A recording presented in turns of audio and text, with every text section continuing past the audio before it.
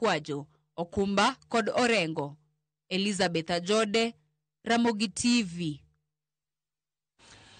Jatend piny Kenya William Ruto dok ne chenro mag gero udi manengogi oyueyo madhi nyime pacho ka owacho ni mano dhi kelo fungruok e wach laro lowo. Ruto ma oloso e kaunti ma Vihiga ka otieko limbe mare gwenge mag Imbo mar Kenya omedo wacho ni chenrono kod mamoko ma otayo e pacho ka ni kod lek mabeyo mag tieko dhier. Jotelo mawuok Imbo mar Kenya bende otiyo gi thuolono mar singo ne Ruto sir lwedo e kinde mag siasa. Being a third world country is a mistake. We shouldn't be a third world country. I am asking members of parliament. I am asking all leaders.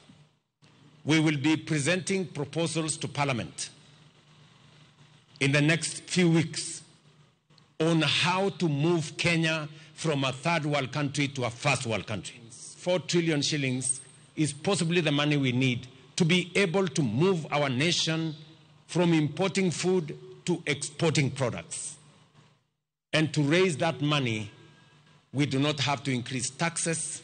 We do not have to do anything extra. Ni akili inahitajika ndio Kenya iweze kupiga hatua ya kwenda mbele. And that we have. Umetimiza jambo la kwamba hakuna yule atalipa kupata ID. Kwa hivyo sasa sisi tuna jukumu ya kuenda kuchukua kura ili ikifika mwaka wa kura tuweze kumpatia kwa ujumla. Tumekubaliana kwa kauli moja kwamba sisi tutakuunga mkono na tuko kwa broad based government.